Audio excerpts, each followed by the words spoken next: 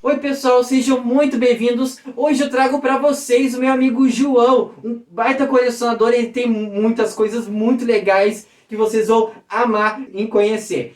Ele mora aqui perto da minha casa e eu nunca vi uma coleção tão recheada como essa. João, muito obrigado por ter aceito o convite. Demais mesmo. O prazer é meu de poder estar aqui contigo e a gente poder estar conversando um pouco, eu mostrando um pouco minha coleção. Então, acho que isso é ótimo. Assim, quanto mais gente a gente puder conversar, divulgar, etc., mais gente está no mesmo hobby, mais informação a gente troca, mais a gente vai formando uma comunidade de pessoas interessadas no assunto. Então, eu é que tenho a agradecer. Poxa, e quando que começou essa tua paixão por dinossauros? Então, acho que como todo mundo começa lá na infância, bem um interesse dormente, mas sem se materializar isso numa coleção, sem se materializar em modelos ou brinquedos. Claro que acho que como muita gente, né, o primeiro filme do Jurassic Park foi um divisor de águas, né, em a gente enxergar computação gráfica de alta qualidade, mostrando como é que podiam ser aqueles animais. Então isso foi um filme que já adulto, né, quando assisti, mas impactou bastante. Lá pelas tantas, numa viagem, que eu não tava fora do Brasil, eu numa loja que a gente estava olhando com brinquedos com os meus filhos, eu vi um tiranossauro da Schleich, num balcão para vender. Eu disse, que bonitinho esse e tal. Acho que eu vou comprar para mim. Aí comprei aquele, tinha um giganotossauro também. E aí comprei esses dois primeiros e disse, vou botar em cima da mesa, numa prateleira, deixar assim como decoração. Uma coisa, sei lá, mal não faz. Aí numa outra viagem depois a gente foi, eu numa loja olhei e disse, tem outro aqui, vou comprar mais um. Outro tiranossauro, era um tiranossauro da Papo. Fui atrás um pouquinho, daqui a pouco enxergava no Mercado Livre, né, várias pessoas vendendo os modelos. E, bom, então aí eu comecei a adquirir alguns mais e aí isso se transformou numa coleção de tiranossauros. E lá pelas tantas eu me dei conta de que um dos que eu tinha comprado, dos dois primeiros, um não era um tiranossauro, era um giganotossauro, né? Nessa altura eu tinha comprado, era tudo a mesma coisa, parecia tudo igual. Tu comprou primeiro achando que era um tiranossauro? Eu olhei assim, meio diferente e tal, tu até olha o que está escrito embaixo, mas nem me... Na época eu não saberia dizer diferença quando eu comprei os dois primeiros, a diferença entre os dois. E aí a coleção se expandiu para os terópodes, né?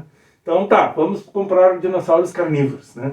E isso foi indo mais ou menos nisso, e eu dizendo assim, não vou me manter dentro deste foco, porque se a gente ampliar, tem muito modelo para comprar. E é uma infinidade, aí não para mais, né?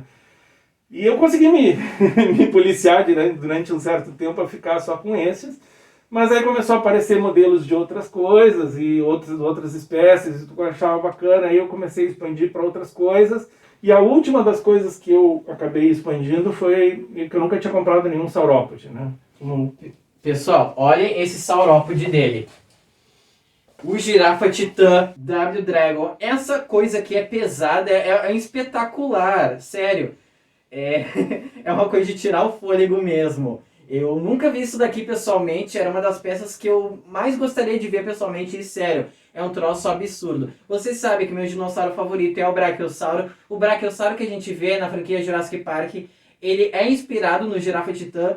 Então, nossa, olhando isso daqui, chega a ser um troço que te dá arrepios de tão belo que é. E a coleção do João, ela é sensacional em inúmeros aspectos. E outro detalhe muito interessante na coleção dele é que ele faz customizações, ele repinta. Conte mais pra gente sobre essa repintura de dinossauros que tu faz. Então, isso na verdade não começou desde o começo com repintura. Os primeiros modelos que eu comprei, eles permaneceram com a pintura que eles vieram originalmente e ficaram assim.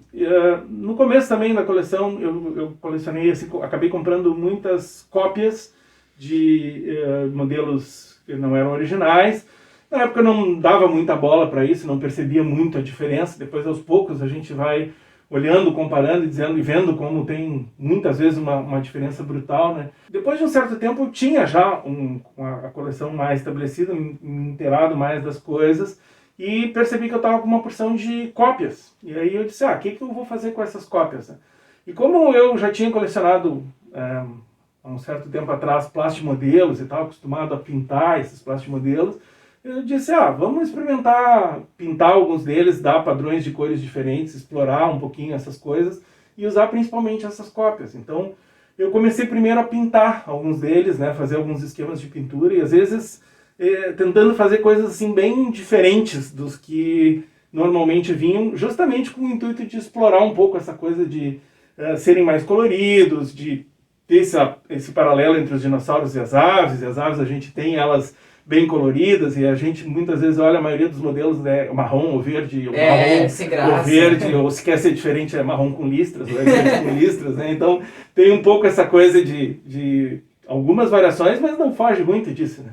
E aí, além das repinturas, eu comecei aquele modelo está legal, mas o braço está muito comprido, está numa posição estranha, então vamos encurtar o braço, vamos botar em outra posição, muito através de corte e recolar, né, colar de novo as partes cortadas. Então comecei a mexer um pouco nisso, e agora praticamente eu diria que eu me divirto quase mais repintando e às vezes modificando os modelos do que propriamente nos modelos que já vêm prontos. Né? Originais. É algo, tipo, é meio que terapêutico, né? É uma arte que tu faz em cima de uma outra arte. Brinca muito com a tua imaginação, né? Porque dinossauros estimulam a nossa imaginação. Tu olha assim, caramba, essa criatura que eu tô pegando aqui na minha mão existiu, e só que não tá condizente com o visual que eu imagino que ela seria. E daí tu modifica, sim, né? E também algumas marcas, as pinturas, infelizmente, deixam a desejar, e tu coloca um pouco da tua identidade ali naquele dinossauro, né? Isso é muito legal. Então, tem de tudo, né? Tem essa questão de que hoje o que a gente tem dos dinossauros em geral é um registro fóssil que é praticamente o esqueleto, muitas vezes fragmentário, né? A gente tem um pedaço da mandíbula e uma vértebra lá, e com isso você tem ideia do que seja o animal.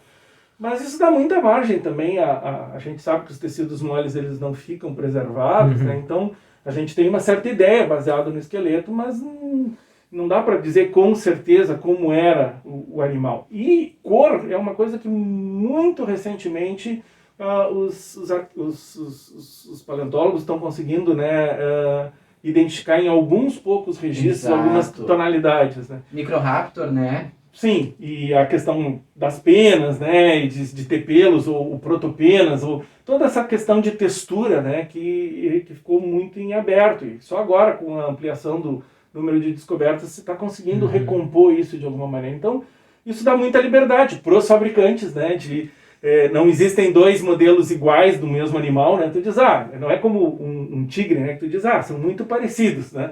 Não, tu tem um modelo tiranossauro, pode ele ser bem diferente do outro e não necessariamente errado. Vira e mexe agora, eu ando na internet, olho assim, essa foto tá muito bacana, de um animal vivo. Tu se inspira a coloração em alguns animais vivos? Em alguns sim. Outros em paleoarte, né, claro. Em gente que fez representações artísticas. Às vezes eu roubo padrões de cores de um fabricante, aplico em outro, em algo parecido. Nem sempre eu consigo fazer coisas muito próximas, mas eu adoto uma certa liberdade assim, de inspiração. E tem coisas que eu invento, eu crio o padrão, né?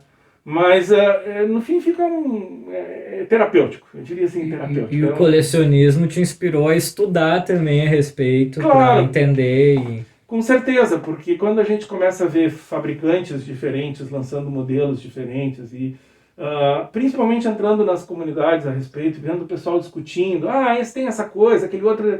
Tu começa a ir atrás, né, e a estudar um pouco mais, entender o período, né, em qual, se eles eram contemporâneos, não eram contemporâneos, quem coexistiu com quem, como é que eles evoluíram, em que famílias, na verdade, né, eles podem ser classificados, que características gerais eles tinham. Então, claro, tu vai atrás, né. Isso aconteceu antes, quando eu fazia plastimodelismo, né, então eu comecei como plastimodelismo, fazendo modelos de escala 1:72 de aviões da Segunda Guerra Mundial. Tinha uma época que, quando a Namu lançou o modelo do Indominus Rex, que não é um animal real, bom, alguém poderia dizer, nenhum do Jurassic Park é um animal real, é tudo criado, né? Tá, mas todos eles eram fortemente inspirados em animais reais, mas este foi o primeiro que era algo feito pelo homem, né? Um híbrido, inventado, né? E eu disse, não, isso não é um dinossauro, eu não vou colecionar isso. Passou alguns anos e eu me rendi à qualidade do modelo e hoje eu tenho aliás, tem um lá e tem uma cópia aqui que eu transformei depois, mas eu acabei me rendendo e dizendo, não, muito bonito, vou comprar, mesmo sabendo que ele não é um animal real. Assim como no filme King Kong lá do Peter Jackson, aparece toda uma série de dinossauros que nenhum daqueles existe de verdade, né? São todos ditos evoluções dos animais originais. Vou mostrar um aí pra vocês que está aqui pertinho de mim. Esse daqui é o Vastatossauro, que seria a evolução do Tiranossauro, que é retratado no filme do Peter Jackson, King Kong, lá de 2005. Esse daqui é da Namu. Então, e este aqui é um modelo bem anterior, que é da Ribor. Né? É o mesmo animal, claro, o padrão de cores é um pouco diferente, mas vejam como fabricantes diferentes dão interpretações diferentes no caso de um personagem cinematográfico. Né? Uhum. Então vocês percebam que eles, sim, são o mesmo animal, mas não, eles não são nem um pouco parecidos. Né? Se a gente olhar com um pouco de cuidado, tem características bem diferentes, né? Em termos de altura, de comprimento, e do própria abordagem do fabricante do modelo em colocar algumas características. Né? Por exemplo, o da Reborn tem a cauda emborrachada, Isso. né? Exatamente, isso é uma coisa que a Ribor tem de bom. A Namu só fez isso com a Indominus, né? Só. Que eles fazem isso de borracha com uma alma de aço e a gente pode posicionar a cauda numa posição diferente. Outros modelos da Ribor tem isso nos braços, tem no pescoço. Tem. Então, isso é uma característica muito bacana, só que tornava os modelos muito caros, realmente. Né? E por isso que outros fabricantes não adotaram essa abordagem aqui. E, claro, para acompanhar o universo do King Kong, a Reborn, ela lançou esse Kong aqui que ela vende como um gorila, né? Exatamente. Que é muito legal, que fica numa escala bacana com esse Vastatossauro, né? Coincide bem, ou seja, é feito para fazer um conjunto, né? E para alguém querer recriar, na verdade, o universo do filme. Então, isso é uma jogada muito legal a Namu faz isso, a Ribor tem feito, Sim. Né? De criar universos, de certa forma, que sejam... que as pessoas possam não só ter um modelo, mas daqui a pouco fazer uma composição de modelos. Então, a gente na internet, por exemplo, encontra vários colecionadores que fazem conjuntos de modelos de um mesmo período, de um mesmo local onde os fósseis são encontrados, né? Fazem coisas temáticas. Isso é uma coisa legal. muito bacana. Muito legal. Coisas que eu acabei não colecionando, né? Os pterossauros, ou os dinossauros, não são dinossauros, mas répteis alados, né? Estes, eu tenho só alguns poucos, todos eles são cópias de baixa qualidade e comprei mais para decoração do ambiente do que qualquer outra coisa, não fui por essa linha. Estava comentando aqui com o Guilherme que ele gosta deles em pousados, né? Sim, quadrúpedes. E eu gosto deles voando, mas cada um com seus gostos, né? Eu acho que justamente a ideia dos modelos é poder atender todo mundo. Mas esse foi um ramo que eu não quis ir. Não me atraiu muito. E outras são dos répteis marinhos, né? Que muita gente gosta e tem modelos lindos.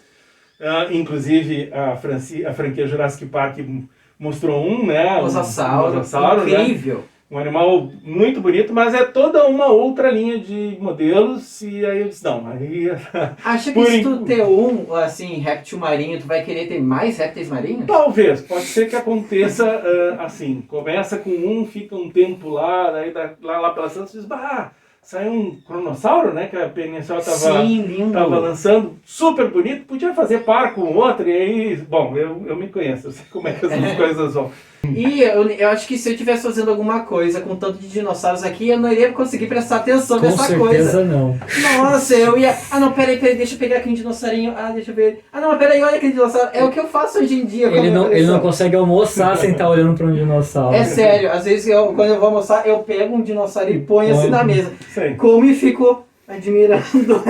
Bom, tem essa vantagem, né? Enquanto estou trabalhando, se eventualmente tem que ficar pensando em alguma coisa, eu fico pensando, olhando para a coleção. Né? Admirando, então, isso é legal. E por isso que eu, na verdade, deixo os que estão na minha frente, são aqueles que têm um significado mais especial para mim. Assim. A maior parte deles são tiranossauros, tem alguns que são espinossauros, e vários dos que eu andei repintando, então também. Tem uma época que eu andei botando quase todos os que eu repintei nessas posições, mas agora eles estão meio que espalhados por aí. Será que nas imagens vocês vão conseguir distinguir o que é a repintura dele ou o que é a pintura do boneco mesmo? Põe aí nos comentários. Acho que sim, porque é mais bonita as repinturas. Não, tem algumas coisas que são, assim, como tudo, é prática, né? Empenho, a gente experimentar coisas novas, testar uma técnica. Nem tudo funciona de cara, às vezes a gente faz as coisas que ficam horrorosas, aí tem que fazer de novo, ou deixa num canto de estar, esse não deu certo, mas, assim, a gente só aprende fazendo, né? Então, experimentação. Tem algumas coisas que a gente tem que ir meio com o espírito, quando vai para um repaint, né, uma repintura, tem que ir com o espírito de, pode dar certo, ficar muito bacana, e pode estragar o modelo. E estragar no sentido de ter que fazer tudo de novo, né? Eu tenho umas perguntas para te fazer agora, que são perguntas que os inscritos fazem sempre quando eu mostro a minha coleção, ou eu falo com alguém que coleciona e tem bonecos também. Qual é a sua peça favorita da coleção? É difícil, eu sei que é. É difícil. Eu não sei dizer qual que é a minha favorita. Olha, são tantas, mas se eu tivesse que dizer uma favorita, eu acho que eu ficaria com esta aqui, ó. Que na verdade é um tiranossauro da Pegasus Hobby. Lindo. É um kit, na verdade em PVC, não é de resina, ele é de PVC. E ele veio sem pintura e foi uma das primeiras... Aí não é uma repintura, é uma pintura, porque ele era sem pintura. Foi uma das primeiras pinturas assim que eu fiz que eu olhei e disse, esse ficou bom, né? Ficou... Tu pintou? Sim. Todo. Nossa. Eu pintei. Esse eu pintei, ele veio cinza. E aí foi na praia. Quando eu tava, faz um tempinho, tava na praia.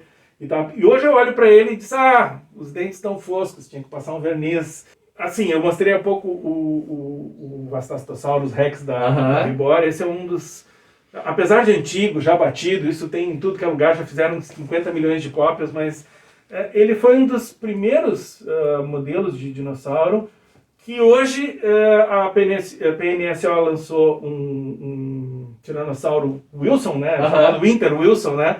Uma quarta versão do Tiranossauro deles, com quase todas as características que já estavam aqui, né? Um corpo mais na horizontal, Sim. mais baixo, mais troncudo, com o tórax e o abdômen mais fundos, reproduzindo a gastralha, que eram as costelas que tinham aqui na parte de baixo. Exato. Então, ele, apesar de ser um monstro inventado, ele tem uma postura assim tão natural para mim, tão visível, assim, que parece um bicho vivo mesmo, que outros às vezes não tem, né? Então, alguns que têm assim, mais o visual do Jurassic Park, que é completamente diferente. Tu olha e diz, não, tá bacana, mas eu não sei, esse aqui tem alguma coisa que me chama a atenção, assim, que parece mais real do que os outros, né? Uma reconstrução mais próxima do que a gente poderia pensar num animal vivo do que esse. Pessoalmente ele é assustador, gente, sério. Eu vi as imagens na internet, ele é troncudo, ele é grande, ele é... Nossa, olha, é assustador esse bicho aqui. E qual a sua marca favorita? Então, olha, eu sou bem eclético, na verdade. Eu não... tem alguns conhecidos e outros colecionadores que dizem, não, eu vou me restringir à marca X, marca Y, porque considero melhores, ou porque está dentro da linha estética que eu mais gosto. Eu gosto muita coisa de muita gente, né? Então, tenho modelos da Schleich, tenho modelos da Papo, tenho modelos da Safari, tenho modelos da Mojo, tem um modelo da Prime 1, tem um modelo, tem alguns do Belinsky que são fantásticos. Fantásticos. Tem Namu, tem Sega, tem PNSO, então, assim, acho que tem Kyoto também ali. Tem Kyoto. Tem muita coisa diferente, mas eu diria assim que... nos últimos tempos eu tenho gostado muito mais dos da PNSO. Né? Eles, na verdade, não usam a estratégia... A Namu seria talvez a segunda, né? A Namu tem uma estratégia diferente, né? Um visual mais voltado para o Jurassic Park, Jurassic World, né? Eles algo mais monstro, né? Eu não digo monstro, mas reproduzir mais o visual do filme. Então eles não estão muito preocupados em fazer uma reprodução mais próxima do que se conhece hoje como sendo o animal real. Eles querem reproduzir o animal do filme. Querem fazer o mais próximo possível do que está sendo mostrado no filme. E é Exato. uma ótica perfeitamente válida, é a tônica dos modelos. Eles inventaram o visual do Giganotossauro, né? Sim. Vou pegar aqui pra vocês. Pessoal, esse Giganotossauro aqui, ele é espetacular. Mas pra quem já viu o teaser, não se aproxima muito com o que é parecido no teaser. Até porque foi lançado antes de sair o teaser. Mas, gente, que coisa espetacular é esse Giganotossauro da Namor. Então, eu adoro os modelos da Namor. Eu acho que eles têm um trabalho de escultura muito bonito, a textura é bonita. O padrão de cores que eles usam realmente é fantástico, né? Os dentes, e depois o Guilherme provavelmente vai mostrar mais em detalhe, eles são quase translúcidos, tem todo um cuidado, né? A boca tem brilho dentro, dá para ver que parece que está molhado com a saliva. Assim, eles são muito cuidadosos. Mas assim, eu realmente acho que eu tenho gostado mais da PNSO porque eles têm mantido um pouco mais a questão da escala, né? Então, os da Namor, cada novo lançamento parece que eles vão ficando maiores, né? Então, cada vez maiores. São gigantes. Estão ficando grandes. E aí o espaço começa a ficar meio complicado. Mas o que a Namor tem de estratégia diferente? Eles lançam um modelo com 2 ou 3 padrões de cores diferentes.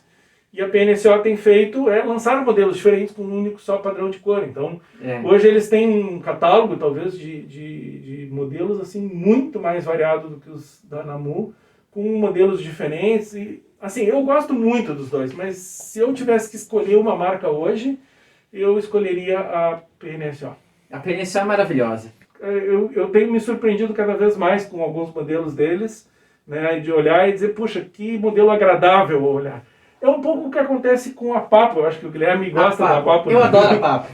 Então a Papo é aquela coisa assim, é visual do Jurassic Park? Não. É cientificamente acurado? Não. Tá, mas então o que é? São uns bichos lindos. É o detalhe, a pintura é orgânico. E eles têm certas posições, certas poses, que às vezes tu até olha e diz assim, meio esquisito isso. Mas quando tu faz fotografia, quando tu faz composição, eles têm umas coisas fantásticas. Assim. Esse é um Papo. Esse daqui é o Triceratops da Papo. Esse daqui ele já tá bem rarinho, foi fabricado lá em 2005. E a Papo tem uma coisa que não dá. A Namor é incrível, espetacular. Mas eu tenho um apreço tão grande pela Papo porque ela foi a primeira empresa de colecionáveis a fazer brinquedos inspirados no Jurassic Park, mais fiel até do que os próprios merchandise oficiais da franquia Jurassic Park. E qual a sua relação com os filmes da franquia Jurassic Park, Jurassic World? Jurassic Park foi um pouco, para mim, que nem o primeiro filme do Star Wars. Claro que eles são separados assim, bastante, um número grande de anos, né? Mas o impacto de tu ir numa sala de cinema e enxergar um animal pré-histórico vivo na tela. Vivo e passando, né, que a gente acreditava que ele fosse vivo e não aquelas coisas de stop motion e outras construções mais bizarras que o pessoal fazia antigamente. Então, tu olhar aquela computação gráfica de alta qualidade e enxergar assim os animais com uma vivacidade, com uma energia assim que não eram aqueles répteis lentos e desajeitados se arrastando no chão, né? Eram animais muito vivos. Isso foi um impacto assim muito grande. Então, quando eu assisti Jurassic Park, o primeiro, eu não tinha nada de coleção, nem tinha os primeiros colecionados. Então, foi um filme que impactou bastante. Depois, claro, isso foi tanto sucesso que se transformou numa franquia. E como toda franquia tem seus altos e baixos, né? Então, claro, os altos são, cada filme eles mostram cenas com dinossauros e quem gosta do tema se deleita com isso, né? Acha isso super bacana. Em termos de enredo, as coisas às vezes vão melhor, às vezes vão pior, né? Talvez o primeiro e o terceiro sejam melhores do que o segundo. O quarto já teve uma saída de roteiro que é inventar um animal híbrido como vilão, não um animal real. E isso, acho que para mim virou um vício de roteiro, porque no quinto eles resolveram fazer a mesma coisa, né? Mais do mesmo, então... A série, de novo, mais o híbrido do Scorpius Rex. Isso, então, eu diria assim, eu não sou apaixonado pela franquia a ponto de dizer, na cena tal, o personagem tal, saber de cor os nomes todos. O primeiro filme realmente impactou muito como Legal que tu público tava geral, lá, né? Tu teve a sorte, eu não tive essa sorte eu não Sim, era nascido de lá. assistir no cinema, assim, e ainda hoje, é claro que em função da pandemia, a gente está aqui de máscara, né, fazendo isso, mas, e não pode mais ir numa sala de cinema, tem que assistir em casa, numa televisão. Tu é fã de dino mesmo, né? Dinossauros. Isso. Na verdade, eu sou fã dos bichos. Tu chegou a assistir alguma coisa da série, mesmo sendo em desenho? Não. Porque eu imaginei que não, mas a série tem uma coisa legal que você sempre comenta pra mim, que é ver os bichos também tendo um comportamento mais legais que nos filmes, né? Exato. O que a gente vê na série, os dinossauros, eles são mais animais do que a gente vê nos filmes. Sim. É muito bonito. Cada cena que tem de dinossauros é uma coisa que a gente gostaria de ver nos filmes. Um pouco como nos documentários, por exemplo. Exato. Os da BBC Sim. e outros que andaram por aí, Agindo né? como animais. Sim. Muito legal. Isso. Eu, na verdade, até gosto mais desses documentários do que propriamente de inventar um enredo meio fantasioso. Claro, quando o enredo é bom e alguns tu vai pela diversão, né? Tu diz assim, era um bom enredo? Não, mas passei 2 horas bem divertidas no cinema, valeu o ingresso, né? É mais ou menos como... aí eu vou falar de filme um pouco, né? Claro. Não sei se vocês já assistiram Twister. Um filme Ele sobre Tornado, né? Nossa, ele já viu vários Então, filmes. se alguém disser assim, como é que é o roteiro do Twister? Tem um pessoal que vai numa picape atrás de um tornado. Tá, e aí? Não, aí o pessoal vai na picape atrás do tornado. O filme é isso. Mas é muito divertido, eles conseguem preencher 2 horas com esse roteiro meio ralinho, assim, muito bom, né? Ou, então, a gente tem algumas coisas que são diversões, assim, que a gente olha e diz, super bem feito, deu pra se divertir. Já tem outros que tu diz, não, o enredo todo é muito mais bem costurado, as coisas além do resto, né? Então, eu acho que um diferencial do primeiro Jurassic Park para os outros é que o enredo realmente foi mais bem costurado, né? Um enredo melhor, na verdade, mais bem escrito, talvez por ter sido o primeiro, mas algo assim que explicou, né? Tem toda aquela lógica de dizer como é que o parque foi criado, como é que se chegou a tal coisa, o que estava acontecendo, né? E eu acho que é unânime, né? Todo mundo prefere. Todo mundo ama. Só criança gosta mais do World. Do World porque ele é mais infantil, né? Ele é mais colorido, é mais... Tu gostou do terceiro Jurassic Park? Eu gostei do terceiro.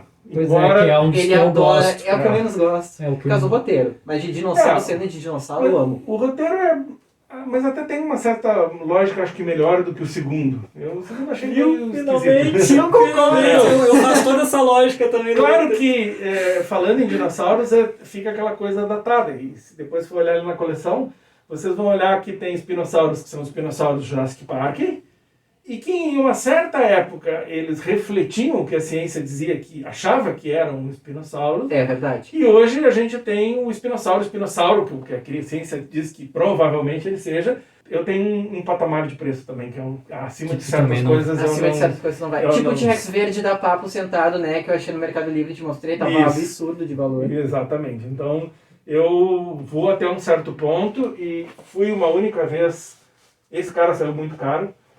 Isso aqui, gente, é caro. Isso tipo um preço. É mais caro que isso. É caro e frágil, porque ele é de resina, não é de PVC como os outros. Então esse se cai no chão, se estilhaça todo. Mas foi uma única compra que eu disse, esse eu vou fazer porque merece, mas não vou repetir esse Tu mesmo considera meio como meio que uma exploração cobrarem tal valor, assim, tão alto por uma coisa. É que depende muito. Tu tens modelos em série como esses que o valor, claro, tu vai dizer assim, por que esse cara é assim e esse aqui da Schleich é muito mais barato?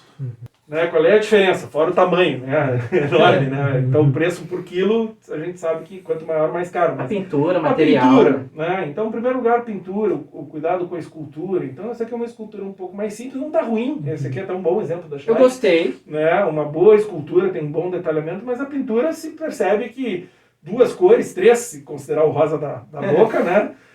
Mas assim, o corpo todo só com 2 cores, sem muitos tons. Isso aqui é uma pintura rápida de fazer. Isso aqui já é uma pintura muito mais detalhada, né? Fora o trabalho da escultura, né, original, que dá origem aos moldes, que depois produz os modelos, mas a pintura é muito mais trabalhosa. E como eu repinto, eu sei quanto tempo leva para pintar essas coisas, e isso é custo, certo? Então, isso é num produto de série, né, que ainda tem, provavelmente no esquema de pintura, eles devem pensar, quantos tons de cores diferentes, né? Quantas tintas, quanto tempo, tudo isso entra no projeto para definir um valor de venda. Né?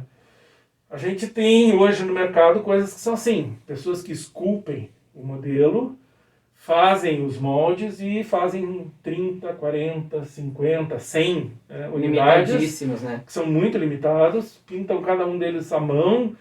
Óbvio que o preço disso é outra coisa, né?